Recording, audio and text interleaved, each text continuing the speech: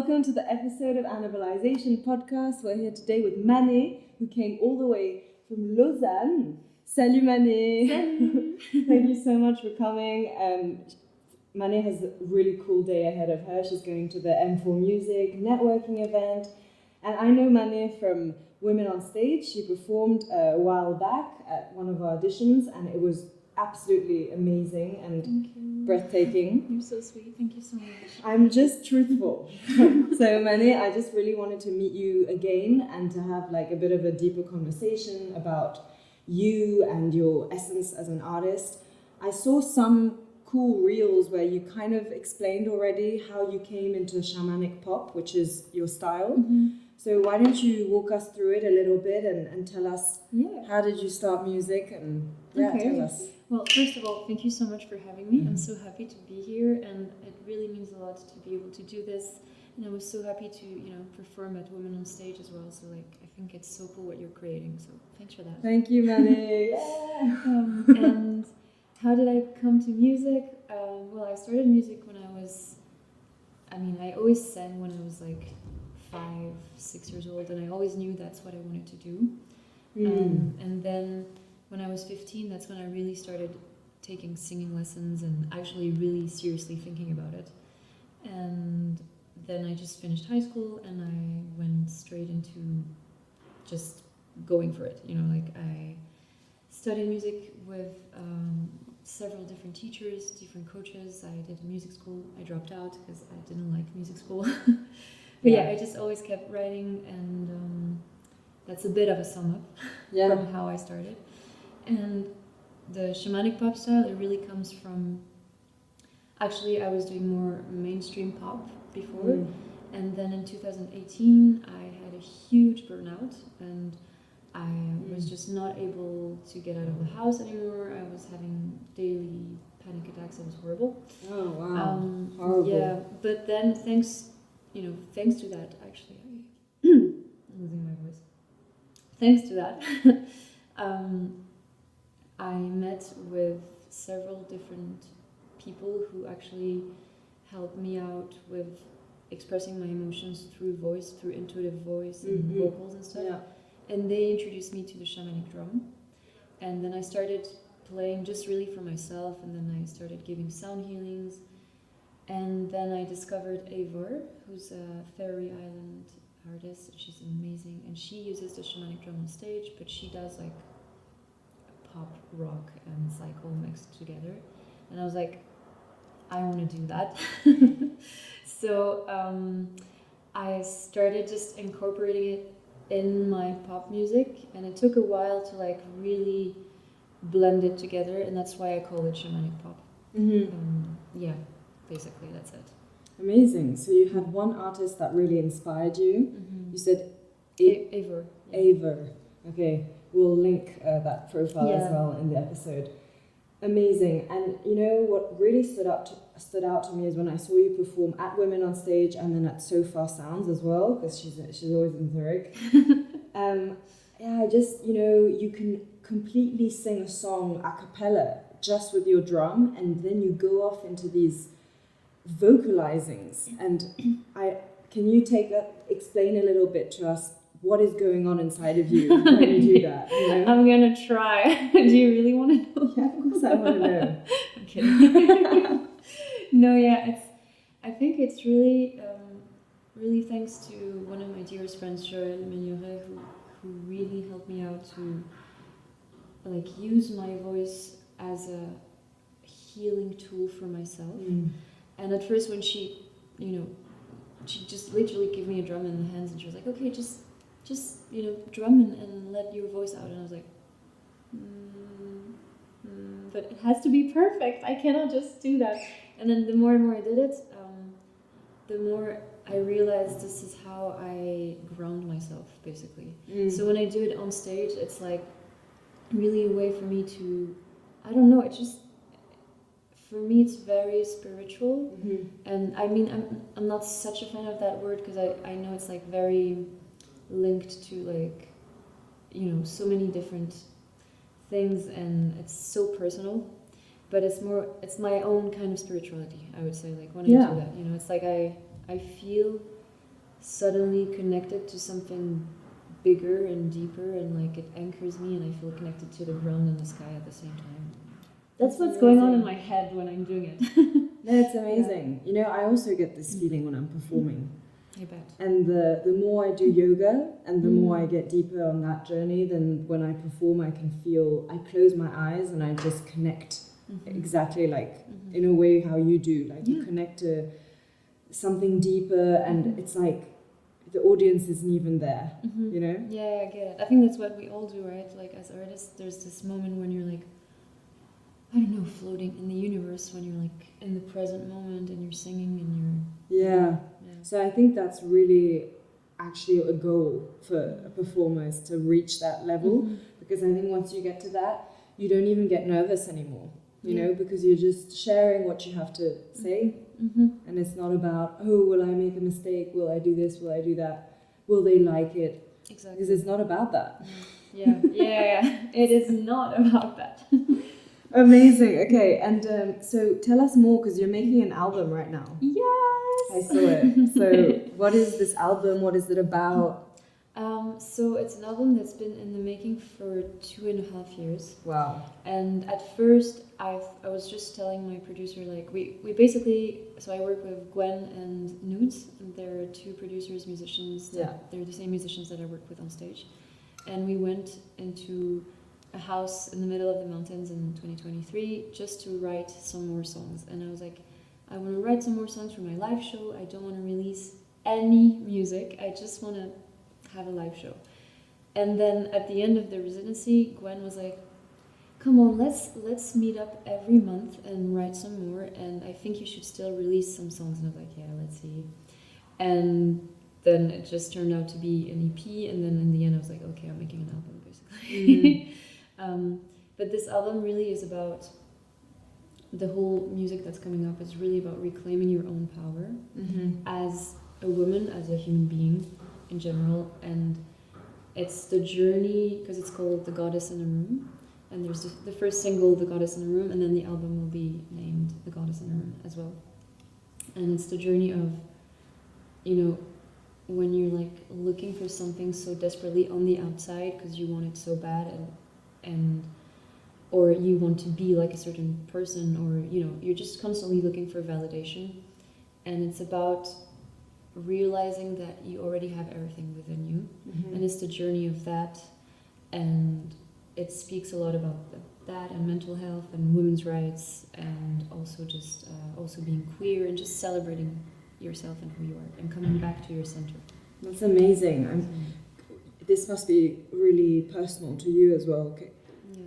Is there something you feel like you've been looking for validation externally, and writing this album is shedding that pressure off?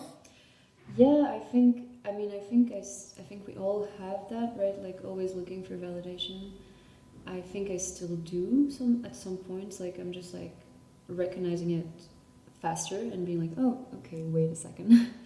But yeah, definitely I've been always looking for validation for just who I am, just like as a person, and you know, being a nice person, or like just for people to validate that I'm good enough, worthy enough of love, or of in music, you know, like, and it's a constant game in music as well, just because you put out music and people are like, you want them to love what you do, but it's like, in the end, why do you do this, and who do you do it for? So yeah, so who do you do it for? I think first of all I do it for myself. Yeah, definitely.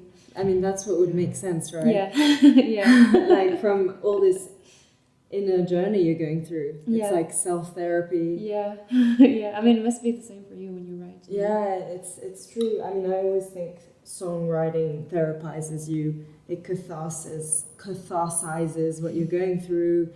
And I mean, really, it's the cheapest kind of therapy. Yeah. I mean, I find it so empowering that you're writing this album, and it must really be changing you. So how would you say in those 2.5 years of writing, this whole process, how do you think you've changed as a person? Yeah, I feel like it's hard to answer because I haven't had time to reflect yet on everything, because I've been kind of my head down in the process. But I do feel like, for instance, there's this song called Sappho, and it's about embracing your queerness and everything. And I think at the time when I wrote it, I wasn't as much, let's say, I was already out. I mean, this term is whatever it is. But I wasn't as embracing as I am right now about who I am and being queer and my sexuality. And I feel like that's definitely has changed.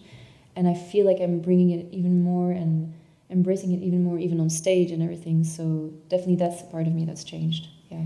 That's amazing. I mean, what a superpower to be able to empower yourself like this with your own music, with what you're writing, with what you're producing. You don't need external validation anymore. It's just with your own music.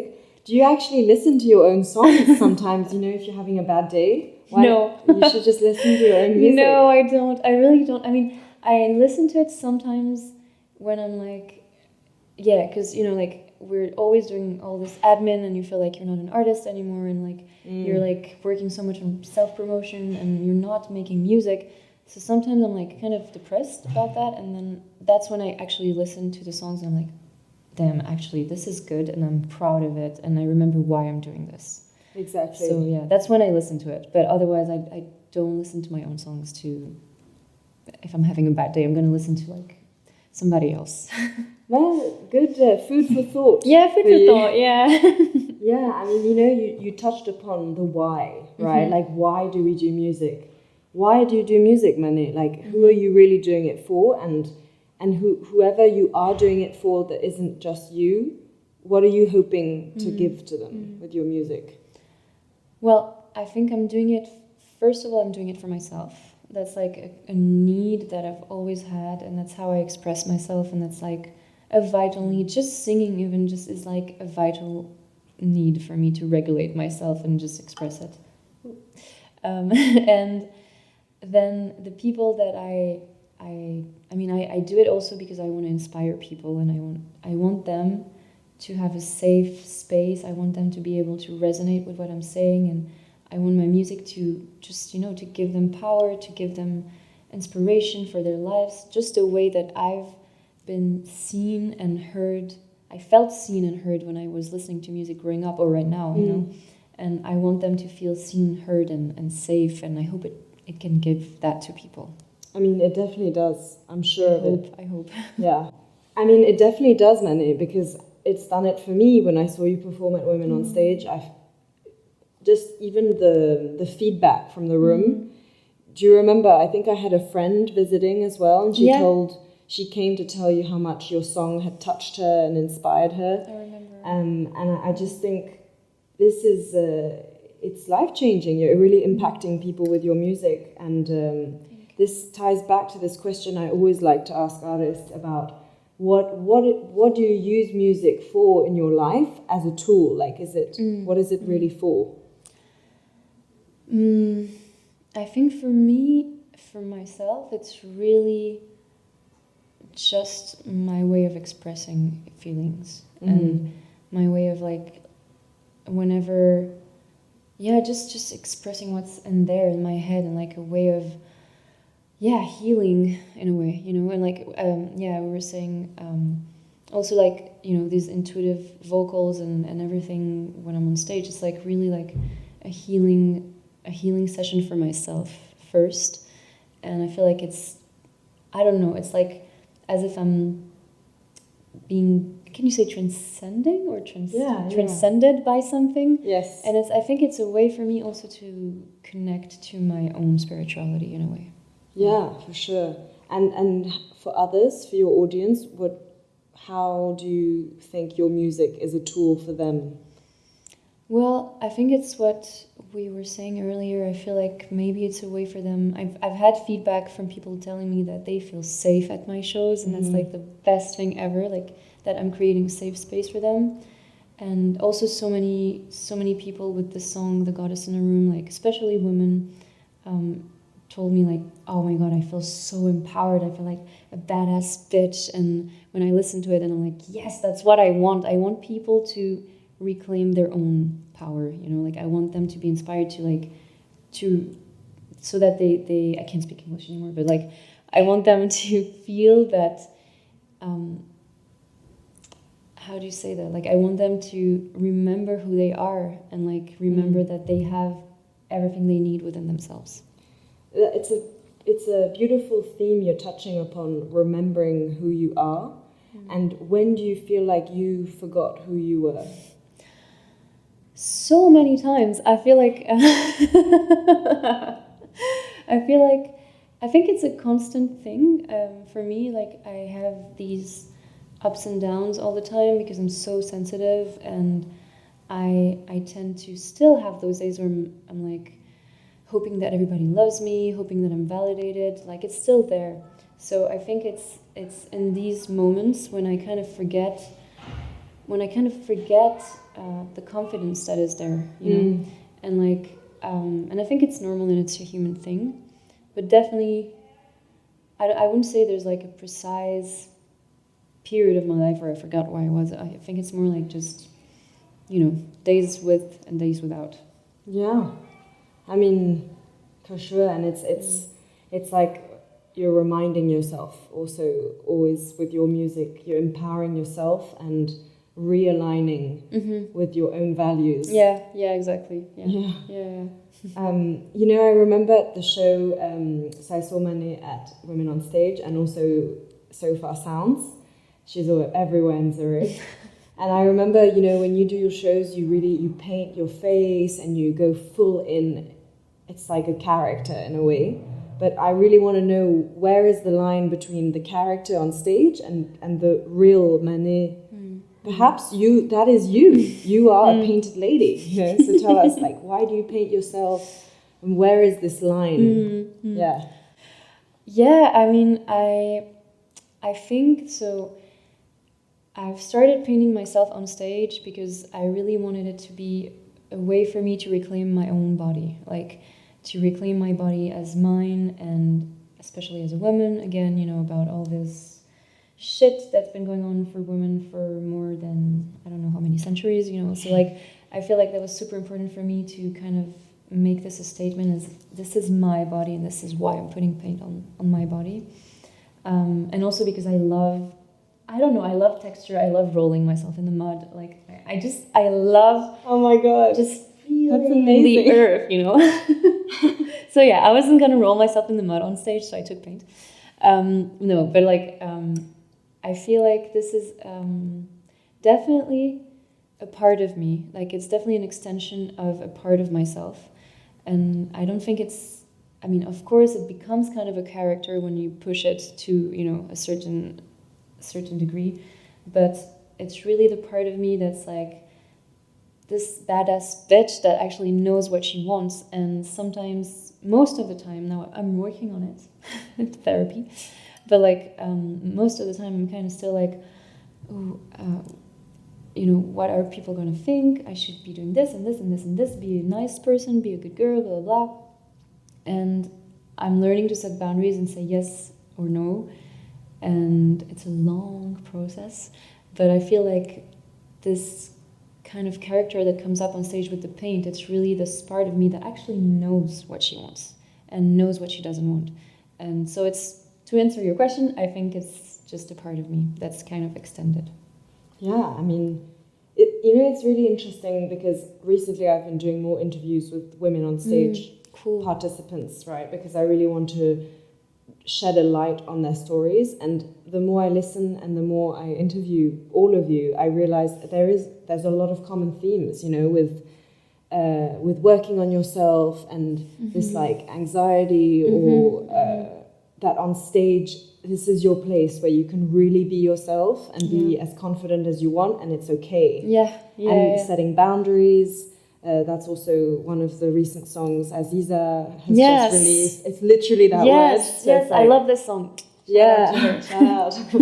But so it's just so interesting to see that a lot of the women in the community, they're using music like this, you know, as a really to push themselves up forward and to celebrate themselves. And I'm really happy that that you found this tool, right? Because if you didn't have music, how do you think you would be doing this? I don't know.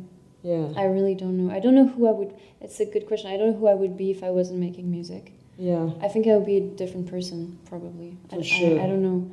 I guess I would still find a way to express myself through another form of art, I think, probably. Paint. Yeah. But you know, I just had the craziest idea for one of your shows. Yeah? Have you ever tried doing a show where like everybody who comes has to put some paint on themselves? It's the concept of a new show. How do you do this? I just knew. I even imagine like this crazy thing where like people rolled in the mud at your show and you love do that. That would be so crazy. Actually, I do kind of that already in my show. Like I go out in the end on the last song and I put paint on people. Oh, that's amazing. Yeah. That's so cool. Yeah, I love this part actually. And then you could even do like paint your own shirt. I would you know, love that. and like, oh my god, I need to hire you. Maybe. Yeah, no, seriously. I don't know why. It just That's inspired such a me so cool much to hear idea. about this. I'm gonna think about it, and I will these credit ideas. you for sure. No worries. No, seriously, I love that. But I think it's super engaging. This like touch, right? Like this touch coming aspect back to your body and what it actually represents. I think, you know, your music is so, it transports people and that's incredible. But at the same time, to have this like mental touch association with you and what it means, that is so powerful, really. Thank you So much. in your branding, that's the next step. Next step. Feel Mané. Feel her. I love it, honestly. Amazing. Okay, so I will not miss your next shows. So please tell us, when are your next shows? So the next show is actually in London on April 28th. Amazing. So if any of you who's watching are in London, just come. It's with Breaking Sound at Shoreditch. And then the next show after that is in Lausanne. It's at the Feminist Book Club on the 30th of April. And then actually the biggest show right now that's on the line is on the 3rd of June at Les Docks in Lausanne for the album release. And I've actually also got a show at Basel Pride on 27th of June. Amazing. So it's going to be, I'm really excited. That's a great lineup. So I'm going to put all these dates in the description of the episode with the links so people can follow you. Thank you so much. So, you know, if you haven't listened to Mané's music yet, you really should. Get ready for an emotional journey. And just like get ready and have a little bit of paint next to you so that when you're listening you can... Oh, also your music would be amazing for painting workshops. I would love that. Just one more idea. Okay. Yeah. But so thank you so much, Mané, for coming. And I'm so happy we had the time to have this conversation. You don't know how long we've been trying to do this. Yeah. So it's amazing. Yeah. Thank you so much for having me. Thank you for everything you're doing for female artists and non-binary artists. No worries. Just thank you so much. It's amazing. It makes me happy, and it makes me so happy and inspired to meet people like you who also, we want the same thing. Yeah. So it's, you're empowering. Super inspiring too. So like we inspire each other. Oh my God. That's true. Thank you so much. Well, we did it. Oh, bye.